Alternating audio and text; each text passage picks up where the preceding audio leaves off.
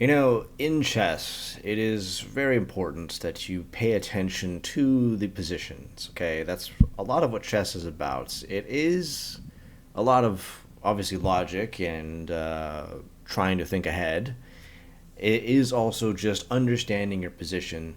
It's not always necessarily that you just have to be 4, 5, 6, 7 steps ahead of your opponents. It's just that you understand this piece looks better over here, it's better over here, blah, blah, blah. And so, what we're going to do here is we're going to look at a game that I observed in which both players kind of really screw up in this particular area of understanding their position.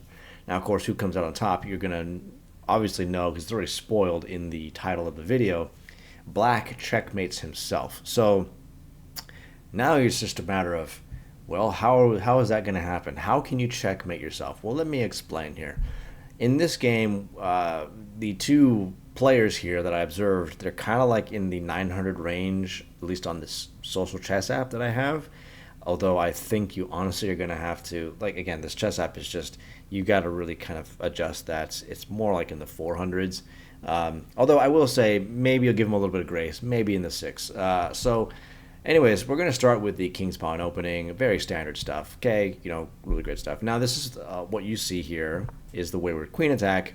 And this is what you see in all of these levels of players, like in the early phases. The Wayward Queen attack. Now, this is very common in the opening games, or like when you first start playing chess. I've encountered it, and it's scary, for black to see this because, it's just, you think that this is a problem. And in fact, whenever I'm kind of like trying to test out new players to chess, I'll sometimes use the Wayward Queen attack just to kind of like gauge and see how far ahead they're actually thinking. Because what it tempts black to do, for some reason, is to play a move like this, which is actually a blunder, to try and attack the queen and try and immediately kick the queen away. Black just seems to think, in the beginner levels of chess, seems to think the queen there on h5 is a problem. And so actually, this is actually a blunder because now the trap is to take that e5 pawn. Not only that, you take the e5 pawn with a check and a fork on the king and the rook, and you immediately lose that rook in the corner and pretty much the whole game. So that's the whole idea behind the Wayward Queen attack. Now, it is one of the oldest plays in the book that most of the time I see players playing it, black often knows how to counter it already. So, and you see that here with black here. He plays knight to c6, which is a great move. You can also play something like this. This is also perfectly fine. This is a fine move as well. The problem with the Wayward Queen attack, and just the beginner brain in general, is the beginner brain is just kind of thinking in these one movers kind of thing, is if your opponent's, so what can happen here in a position like this, you can have something like this, and then white will play bishop c4, which now you don't get this anymore, but you do get the potential for a checkmate. At this point, then black can just play this, and it kicks the queen away. At that point, kicking the queen away is a good move, and the queen's going to go here, and once again threaten the mate, and then black just plays knight to f6. And see, the issue here is the big problem with the Wayward Queen attack is when it doesn't work, when black knows how to respond to it, you get a position like this. You have black is now developing pieces. He's ready to bring that bishop there. He's ready to castle and then start fighting for the center, while white just kind of has this going on. That's about it. And that's one of the problems with the Wayward Queen attack. So it's generally not recommended. Now, black does respond with knight to c6. Okay, fine move, great move. He protects the pawn. He doesn't go for the trap. Now, again, you're supposed to play this at this point in the game. This is the move you're supposed to play. Now, white plays this. And I think the idea with this move is white wants to go ahead and try it, and his next move, take that pawn with this knight. He's got two pieces attacking this, and he can still win that, basically. Now, the issue here with this kind of idea is, once again, you have to think about, what is my opponent's response going to be? Now, the big problem right now, and the reason why white is already losing, is because his queen is in danger. He's in a lot of danger, and of course, black plays the excellent move, knight to f6. This hits the queen. It actually is also hitting that pawn right there, which forces basically this move, because you still got to protect that pawn. You basically, that's the best move for you to play. So That's the move he should play. Instead, white plays queen to g5. For some reason, which actually just gives up that pawn, not to mention hits the queen. At this point, white's best move is to trade off queens and see if he can try and win that pawn back. So, not a good position, not a good strong move for white here. But black misses it and plays e7, bishop e7. For some reason, he thinks, his knight is pinned to his queen. For some reason, even though it's a pin by a queen, which is equal material, so it's not really a pin. So it would be different if that black's queen was undefended. That'd be a different situation. But even then, not really. So this is a complete waste of time. It also does give up this pawn, even though that's not a good idea for white, which is what white does. White does take that pawn. It's, the game's like, it's a fine move, whatever. I don't think it's a great move at all. Here's the big problem for white is white has spent his last, 4 moves moving his queen exclusively. Just moving his queen. 5 moves.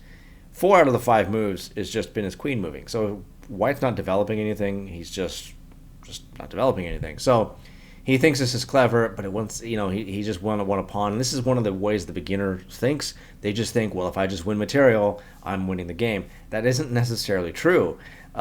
You can have more material, but also be just in a horrible position. That's what we want to talk about here is understanding your position. Now here, black can just play something like rook to g8. A great move. It attacks the queen. And not to mention, the queen can't take anything at this point. The only real move for the queen is to play h6. Once again, forced to move your queen while you're developing, and you can continue to harass that queen and eventually force that queen away, and you continue your development. I mean, look at, it is a bit awkward here to have your rook out on g6, but hey, you're developing at least. You're ready to start pushing here. You've got a stronger center presence anyway, or you're just looking much better than white is at this point. White just got this awkward that's all white's got going at this point. So that's what could happen. Black misses it instead and plays rook to f8. And you kind of understand it. You're panicking a little bit. Oh, smokes, I'm freaking out a little bit. There's no need to, especially after white plays knight to g5, which now just allows this. So after knight to g5, one of the big mistakes here is white has given up trying to, first of all, white's not even fighting for the center. He doesn't seem to be caring about the center at all. The idea is he wants to go after this pawn, and white's just trying to win as much material as he possibly can, just trying to, but the thing is he's actually giving up the center, and black can now actually play this nifty little knight to d4. He's threatening a fork right here. And the only real way for white to save this is to play something like king to d1, which gives up his castling rights. It's not a great move, but then after that, black can just play this, which is threatening the fork in the other direction. So it's just it's not really it's kind of bad for white at this point in the game. But once again, we kind of missed that, and black instead plays knight to h5. It's a miss. It is attacking the queen, which forces the queen to move yet again. Best option was actually to play this for white, but instead he actually just goes ahead and takes that pawn that he wanted, which lets his bishop fall. But that's not exactly a great move for black either, because black, even though he gets the bishop, he gets it at the cost of his own knight. So actually, not the bishop, the knight. Sorry, he gets it at the cost of his own knight. So white immediately wins back the knight with a great move. Awesome deal. All right, so we've had a hectic start, okay? Just a crazy, wild beginning. Black starts to settle down a little bit and goes, okay, well, the big threat is over. It didn't exactly go the way I wanted to. I'm down 2 points of material, but it is what it is. I'm not completely losing. And so black just decides, okay, let's just continue to develop here. Fine move right here. You want to get this bishop out. You're getting ready to go. Great move. Now black plays bishop to c4. I don't hate it, but it seems like he's looking at this, but that's something he should have done a long time ago. And so I don't know what the point of that was. So because it's not hitting anything, it's not really attacking anything. That pawn, which is typically weak in the beginning of the game, for black, it's no longer weak because it's actually got a rook protecting it now, the rook and the king. So you're not actually going to win anything by going after that pawn. So I don't understand it, which makes black's next move even more wild and crazy and stupid, which is bishop e6. The idea here is obviously to challenge white's bishop. Goes, hey, I'm not going to let you take this pawn, which is already well defended. For some reason, I feel like I still need to defend that pawn. So, there you go. I'm not going to let you do that. The big problem here is what black forgot. It's a natural looking move. You get it. You understand the move. You think, well, he takes here, I'll just take back, and there you go. The problem is that pawn is actually pinned to the king, something that black completely forgot. And so white goes ahead and takes basically a bishop for nothing. All right, excellent. Cool. So now black is completely losing. So he plays the next natural move, e7. Fine move, cool deal. It hits this bishop here. He's trying to kick it out. Now white kind of fumbles here a little bit here at this point. He ignores the bishop. Now I think he ignores the bishop maybe because he's thinking if you take this, I just take that. And, we're still winning, I guess. I think that's the idea. I think he was just thinking he's not going to take my bishop because if he takes his bishop, he loses his. So I'm just going to go ahead and bring my knight out and then move through here and try to threaten this, even though, that's a thing. But whatever. Anyways, so black goes ahead and takes here. I think the better option here was actually just go ahead and save that bishop, move the bishop right there. It's a great move. Here's also a really nice spot for that bishop. You keep the king from castling while you prepare some attacks and stuff. There you go. So that's what he should have played, but he plays this because white's looking at something else. And he plays, when black takes back, he plays knight to b5.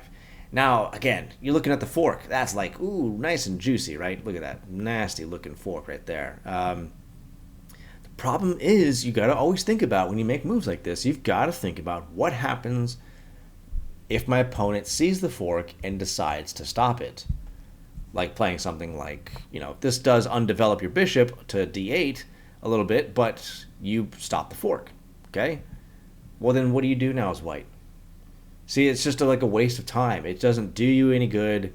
There's just when you make moves in chess, you've got to make the moves thinking about that they're actually going to improve your position. They're actually going to do something well for you, and they're going to create more problems for your opponent. Now, you don't always get the option of having those kind of situations in every single game, but that's what you're typically looking for. If you're going to play a move where your opponent can make an easy response to that move and just stop whatever your threat is, you've got to either think a little bit ahead and go, well, I want him to make that move so that I can make this move next, or if he makes that move, I'll play this move next, or you just got to decide that's just not a good idea. So anyways, that's what could have happened. Now, black plays this. The game doesn't like it. I'm not going to really spend too much time on it. Who cares? Now, white castles. This is where things start to go wrong for white. Now, this is actually a mistake. The reason why this is a mistake is because of black's next move. Black then castles, which is a great move. This is the best move. Because now that black is castled, you're going to see that his rooks are now connected, and they're also able to basically move along the over to the G and H file on the king side. Because white's castled king side with a fairly open side king side over here, black's pieces are really free to start maneuvering in just kind of wherever they want to go. What's white got over here? He's got his queen over here. That's about it. He doesn't got anything else going on over here. So this is a real problem for white. This is why he shouldn't have been castling that way. The best option for white is actually to play something like d4. Well, actually, you know what? Not at this point in the game. At this point in the game, h4 is the best one. But anyways, so that's what we have here. We have the castle, and black, of course, castles back. Great move from black at this point in the game. Now, this is a key point in the game right now, because now we're both castled.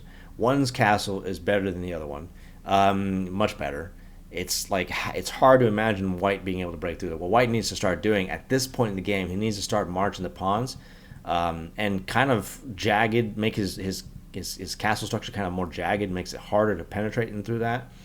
And of course, reconvert his queen a little bit. Instead, he plays this. I'm not sure what that's doing.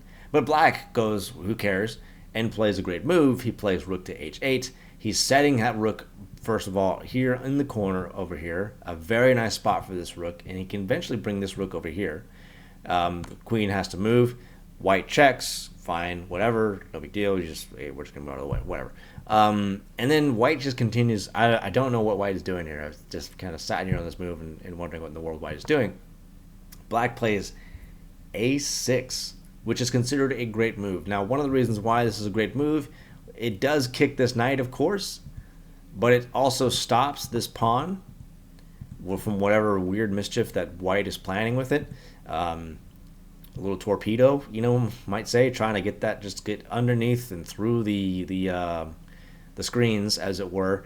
But also, it pretty much solidifies white in this really nice just wall. I mean, it's just, how are you going to get through that as white? You're really in a bad situation here. So white has pretty much floundered his opportunities here. He should have been going to try and castle queenside instead of kingside, because now once again black's just going to start bringing his rooks. He's got his bishop here, this queen, and the rooks here. He can basically just start coming down here and just really, I mean, this is bad stuff here for white. A lot of opportunities for black to attack that king. White plays this move. That's whatever. I get it. You're stopping that bishop. You're also attacking the bishop at the same time. And black goes ahead and ignores the attack on the bishop and plays rook to g8 instead. Great move, fine move. You force the queen away, and the queen now goes to the best square, which is of course f3. You don't want to go here because that's going to be really, really bad. But here, this is again why black is winning. Black has his rooks staring right down onto the king. That pressure is there. There's options now. You got to be visualizing. Okay, I've got my opportunities here. We got stuff going on. Fairly passive queen here. Undeveloped pieces. Pawns just kind of sitting here doing absolutely nothing. This is really, really good for black at this point in the game. And now, these are things you, as a chess player, you've got to be paying attention to these kinds of things. Queen to h4 is becoming an option at this point. So now that's what you got to be thinking about as black. Now, by the way, before we just move on, this bishop move here is a great move. The game kind of likes this a little bit more because it does give up a pawn. But again, once you play this, now your queen can start to move around a little bit more. You kind of break up that you off center white's center presence by moving this pawn up to f5. So you're gaining more center control. So that's kind of one of the ways that you could have gone about it. But that's not what we have here. It's still fine for black. He's still completely winning. But then black plays knight to d4. See, the reason why black's playing knight to d4, you're playing knight to d4. First of all, black is looking at this pawn. Black, see, this is one of the biggest problems when we're playing chess. And when we want to get better at chess, you can't just always assume because you're down material, you're losing the game. That's just not how it always works. Black is down material, but his position is so much better than white. He doesn't need to go after more material. He just needs to go right after that king. He's got all the ingredients he needs to go after that king right now. Instead of playing knight to d4, he should be playing. It's not really on the board here at this point, but this is an option. He needs to start thinking about this being an option here. But he just thinks, I got to play this, And white, fortunately for black, white is also very much unaware of the danger that he's currently in. That's the sad, tragic thing about watching a lot of these chess games, is neither player has any real awareness of the positional situation that they're in right now. And white decides, not only do I have to get my queen out of danger, I also got to protect that c2 pawn. Because if the c2 pawn goes next, then I'm going to have to move my rook, and I don't want to have to do that. So he plays queen to d3, which is an absolute blunder. It loses the game immediately. Why does it lose the game? Because the queen can no longer come to the defense of the king. And now black has queen to h4, which basically is mate. Unavoidable. Mate is unavoidable in 2 moves. Now, why is this a great move? Because can't you lose that? Can't you just take that back? Actually, you cannot, because the pawn is pinned by the rook on g8. So white can't actually take that back, and now you got this going on here. This is checkmate. And even if you try to, move out of the way here so that you can try to give your king room, you just got check and mate. The kings can't move up here because of the knight stopping him from moving to e2 out of the way of the check, and he's done for. He's gone. There's no way to avoid that checkmate. But again, that's all black has to play. The problem here, once again, is black thinks I can't go to queen h4 because I just lose my queen to this, but he can't actually take that back. And so black instead misses it and plays f5. And then white plays knight to d5, which is, of course, hitting the queen. It also is hitting this bishop. But once again, it misses the mate. Now black can play either h4 or he can play h7. Either one is a great fine move. Either one does the exact same thing. You gotta basically play, this. But once again, I can just take that because you cannot take it back, and you're gonna get mated no matter what. So there's no. That's what should be played. But once again, you're gonna see here in the next several moves black's opportunity to go for the mate, and he totally misses it. And why does he miss it? He misses it because he is not paying attention to how strong his own position is. He instead just kind of freaks out and plays queen to g5. Now, I looked at this move here, and I thought maybe he meant to play queen h4, and he just missed the square. He just clicked the wrong square by accident. But I think in the next move, you kind of see that it wasn't a mistake, because he would have then played at this point queen to h4. He would have ignored the threat on his knight, because once again, after white plays c3, you still have queen to h4, which is still checkmate. But black misses it once again and plays knight to b3. He thinks, sweet, I got this nice fork right here. Black still thinks, because I'm down 2 points of material, I'm losing the game. No, he is not losing the game. He is completely winning, but he doesn't understand how great his position is, and there you go. So now white plays rook to a3. He decides, well, I can only save one piece. Obviously, I can't even move the bishop because it's just blocked in here. So I'm just going to play a rook to a3 and attack the knight. And if he takes my bishop here, I just take back with the rook. Now here, once again, black should just ignore this and once again play something like queen to h4 is still there. It's right there.